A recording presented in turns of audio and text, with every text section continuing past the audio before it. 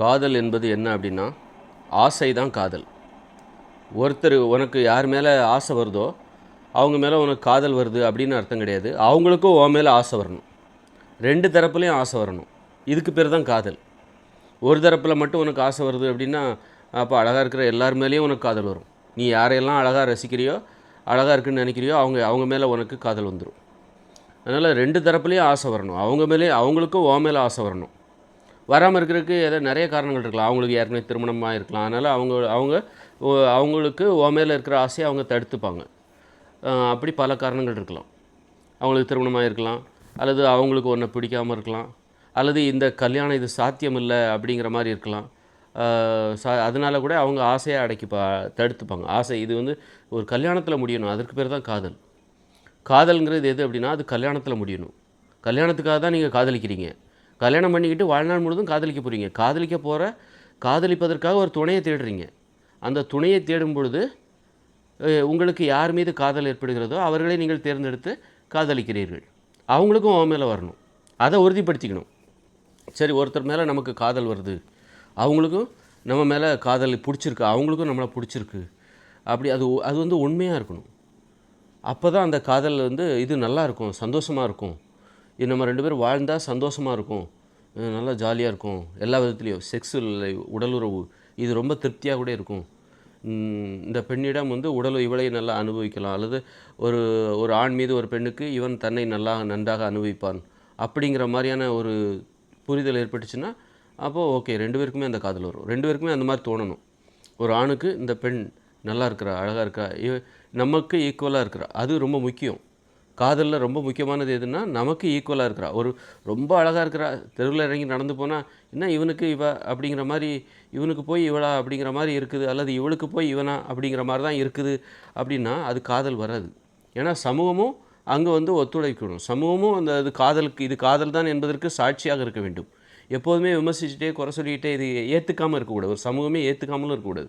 அப்போ எல்லோரும் ஒத்துக்கணும்னா அவங்க அழகில் கூட ஒத்துமை இருக்கணும், பொருத்தம் இருக்கணும்.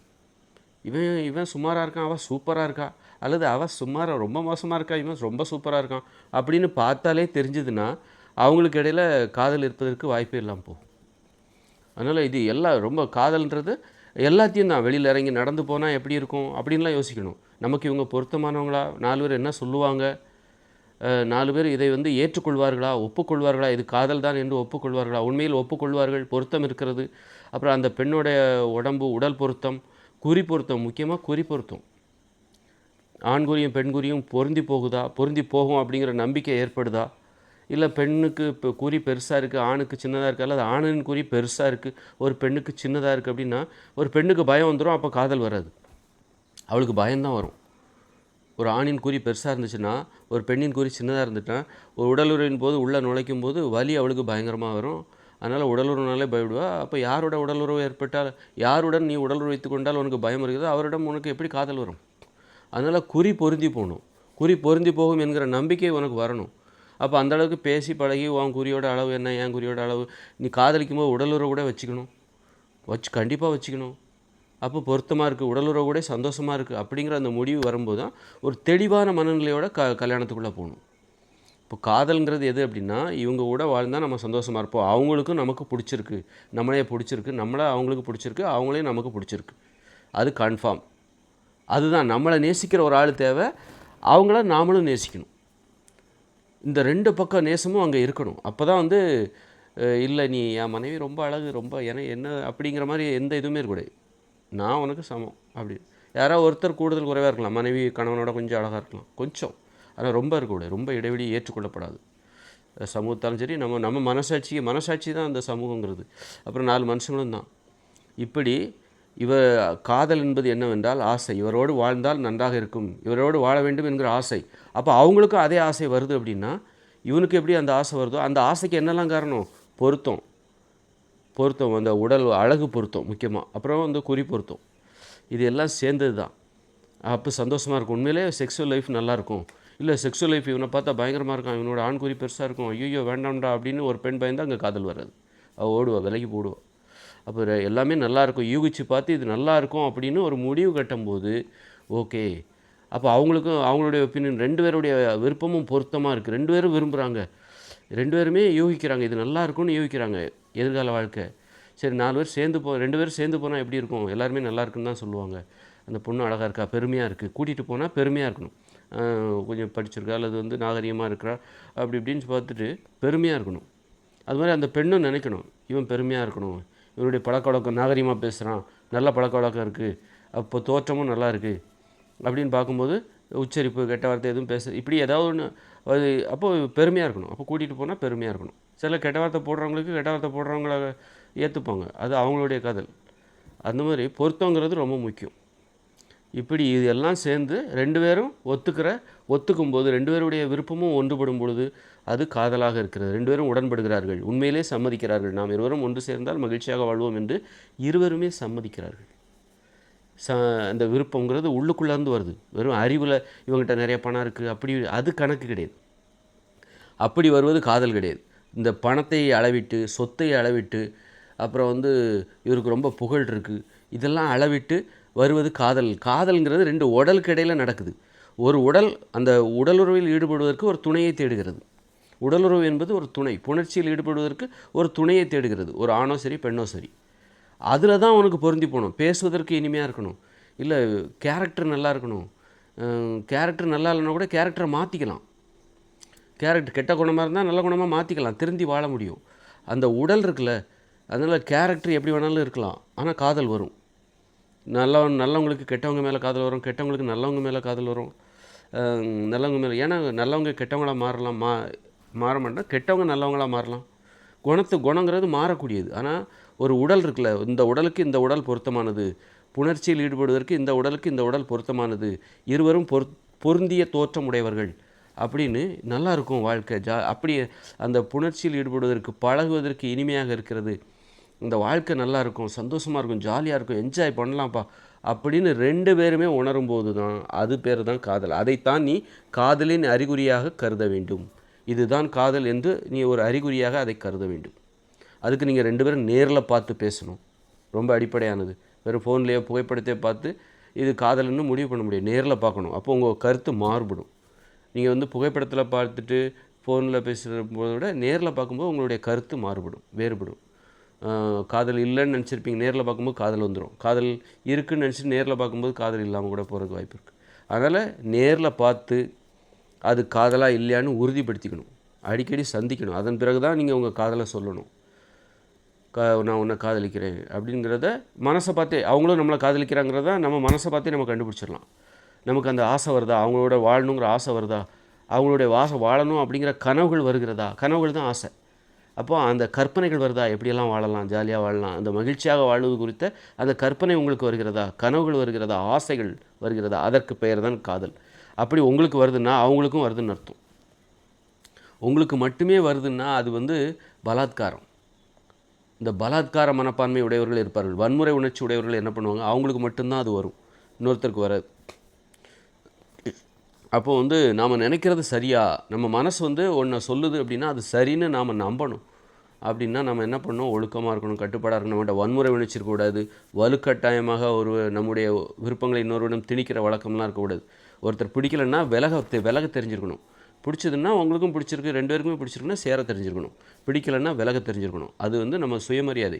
இந்த மாதிரி பழக்கமானவங்க அவங்க மனதில் நடக்கிறத உண்மையாக கண்டுபிடிப்பாங்க. நமக்கு அந்த பொண்ணு மேலே வாழணுங்கிற ஆசை வருது, கற்பனைகள் வருது, கனவுகள் வருகிறது, அவளுடைய நினைவுகள் அடிக்கடி வருகிறது அப்படின்னா அப்போ நம்ம மனசு அப்போ அதே நினைப்போ அவளுக்கும் வருது. அவளை பார்த்து 2-3 நாள் நம்ம சந்தித்து பேசியாச்சு, அப்போ நமக்கு வருதுன்னா அவளுக்கும் வருது. அப்போ 2 பேருடைய விருப்பமும் அங்கே ஒன்றுபடுது. அவள் விரும்பினால்தான் நானும் விரும்புவேன், அவள் என்னை வெறுத்தால் நானும் வெறுத்து விடுவேன், அவள் என்னை ஒதுக்கினால் நானும் ஒதுங்கி விடுவேன்.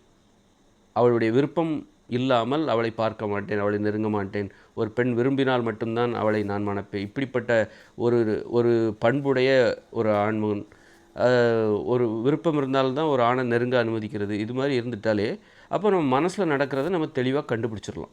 காதல்னால் என்ன அப்படிங்கிறத தெளிவாக கண்டுபிடிச்சிடலாம். மனசு தான் சாட்சி. நமக்கு அந்த மாதிரி அவளோட வாழணுங்கிற நினைப்பு வருதுன்னா அப்போ அவள் நம்மளை காதலிக்கிறா. அதன் சாட்சி தான் இந்த மனசில் அது வருது அப்படிங்கிறத நீங்கள் புரிஞ்சுக்கணும். அதனால் வந்து காதலை கண்டுபிடிக்க தெரிஞ்சுக்கணும். அதுக்கு நீங்கள் வந்து நாகரிகமானவராக இருக்கணும், வன்முறை உணர்ச்சி உங்கள்கிட்ட இருக்கக்கூடாது, இந்த பலாத்கார மனப்பான்மையெல்லாம் இருக்கக்கூடாது. அவளுக்கு பிடிச்சிருக்கோ பிடிக்கல, அதான் எனக்கு பிடிச்சிருக்குப்பா அப்படின்னு நினைக்கக்கூடாது. அவளுக்கு பிடிக்கவே இல்லைனாலும் பரவாயில்ல, ஒன்று எனக்கு பிடிச்சிருக்கு அப்படின்னு சொல்லக்கூடாது. போக போக சரியாயிடும். அந்த வேலையை வச்சுக்கூடாது. போக போக சரியாகாது. இப்போ சரியாகலன்னா எப்போ? அது வந்து உடலை தேர்ந்தெடுக்குது, நீ தேர்ந்தெடுக்கலை. போக போக சரியாகிறதுக்கு அதெல்லாம் இணங்காது. உடல் வந்து உடலே தேர்ந்தெடுக்குது. இந்த உடம்பே வந்து ஒருத்தரை தேர்ந்தெடுக்குது. அது பயங்கரமான புத்திசாலித்தனமானது. அப்படி இருக்கும்போது போக போக தேர்ந்தெடுத்துரும் அப்படி கிடையாது. ஒரு 4 நாள் பழகிட்டாலே பார்த்து பேசியாச்சு. அதன் பிறகும் அது மனசில் வந்து ஆசைகள் வரவில்லை, கனவுகள் வரவில்லை, சேர்ந்து வாழ வேண்டும், ஜாலியாக இருக்கணும் அப்படிங்கிற கனவுகள்லாம் வரல, கற்பனைகள்லாம் வரல அப்படின்னா அது காதல் இல்லை அப்படின்னு நீங்கள் தெரிஞ்சுக்கணும். காதலை கண்டுபிடிக்க தெரியணும். காதல்னால் என்ன அப்படிங்கிறதுக்கான அந்த விளக்கத்தை நான் தேடி தேடி இன்றைக்கி அந்த காதல்ங்கிறது மனசில் வர நினைவுகள் வருதுன்னா காதல் வருதுன்னு அர்த்தம். அந்த நினைவுகளுக்கு என்ன அர்த்தம் அப்படின்னு பார்த்தா, உன்னோடு வாழ வேண்டும் என்று ஆசைகள், அந்த ஆசைகள் தான் கனவுகளாக வருது. ஒரு பயமாக கூட இருக்குது. அவளோட எப்படி வாழணும் அப்படிங்கிறது நமக்கு ஒரு பயமாக இருக்குது. அது ஒரு ஒத்திகையாக கூட இருக்கும் மனசுக்குள்ளே. அவளோட எப்படியெல்லாம் வாழலாம், எப்படியெல்லாம் புணர்ச்சியில் ஈடுபடலாம், எப்படியெல்லாம் அவளை வந்து அன்பு செலுத்தலாம், அவளை நான் எப்போ அந்த மாதிரி அவளோட பேசுகிறது, மடியில் படுத்து தூங்குறது, இப்படிப்பட்ட கனவுகள் இதெல்லாம் ஒரு ஒத்திகை. ஒரு பயம் வருது. அந்த இடத்துல நாம் ஒழுங்காக நடந்துக்கணும் அப்படிங்கிற ஒரு பயம் உங்களுக்கு வருது. அது புதிதாக இருக்குது, தெரியாத ஒரு விஷயமா இருக்குது. அதான் கற்பனை பண்ணுறீங்க, ஒத்திகை பார்க்குறீங்க. புதுமையாக இப்போ அந்த மாதிரி ஒத்திகை எதுவுமே வரல அப்படின்னா அங்கே உங்களுக்கு காதல் வரலன்னு அர்த்தம். காதல் வரவில்லை, அவங்களுக்கும் உங்களை பிடிக்கல, இவங்களுக்கு. ஆனால் நீங்கள் வெளியில் சும்மா வாயில் ஒப்பந்தம் போட்டுட்டு சேர்ந்து வாழ்ந்தீங்கன்னா அதுக்கு இந்த உடம்பு பொருத்தம். உடம்பு வந்து அதுக்கு வந்து பொறுப்பு கிடையாது. உடம்புக்கு அதுக்கு சம்மந்தம் கிடையாது. அதனால் உடம்பே தனக்கு தேவையானவர்களை முடிவு செய்யும். நீ செய்ய வேண்டியது என்னென்னா, ஒருத்தரப்பா நீ தேடுவது தான் உனது வேலை. நீ தேடு, உனது துணையை நீ தேடு. அதுபோல் ஒரு பெண்ணும் தனது துணையை தேட வேண்டும். தேடி அதற்கு சந்திக்கணும், பேசணும், நேரம் செலவழிக்கணும். இப்படியெல்லாம் பண்ணி முடித்து உன் மனதை நீ கவனி. மனசு சொல்லும், இவர் வேண்டுமா வேண்டாமா, இவரோடு வாழலாமா வேண்டாமா என்று அது கனவு காணும். கனவு காணவில்லை என்றால் அதற்கு விருப்பமில்லை. இந்த உடம்புக்கு அது விருப்பமில்லை, இந்த மனசுக்கு அது பிடிக்கவில்லை. மனசுங்கிறது என்னது? இந்த உடல் உணர்வுகளின் இந்த உடம்புக்குள்ளே என்ன நடக்குதுங்கிறத ஒரு ஊடகத்தின் வழியாக பார்க்கிறோம். ஒரு டிவி வழியாக, மனம் என்கிற டிவி வழியாக இந்த உடம்புக்குள்ளே என்ன நடக்குதுங்கிறத நம்ம பார்க்குறோம். அதான் மனசு. அப்போ மனசின் வழியாக இந்த உடம்புக்கு ஒருவரை பிடித்திருக்கா இல்லையா என்பதை நாம் தெரிந்து கொள்ளலாம்.